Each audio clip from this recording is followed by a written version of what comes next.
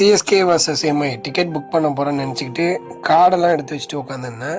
க்யூக்குள்ளேயும் போயிடலான்னு சொல்லிட்டு அப்படியே வெயிட் பண்ணி க்யூக்குள்ளேயும் போகிறதுக்கு ரொம்ப நேரமாக வெயிட் பண்ணிட்டு இருந்தாச்சு.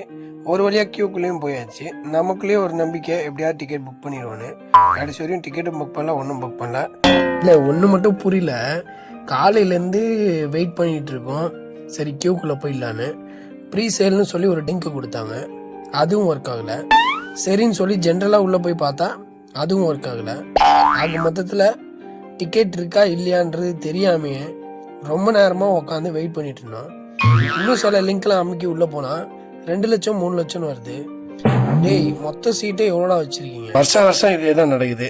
டிக்கெட் சேலுன்னு வாங்க, சரி நம்மளும் க்யூலாம் வெயிட் பண்ணி உள்ளே போய் பார்ப்போம், சீட்டு எதுவுமே இருக்காது. சரி ஒன்றுமே இல்லை அப்படின்னு சொல்லிட்டு வெளில வந்துடுவோம். இதில் வேறு ஆஃபீஸ் வேறு லீவ் போட்டு உட்காந்துட்டு இருப்போம். இதெல்லாம் என்னைக்கு முடிவு வரும்னு நமக்கே தெரில.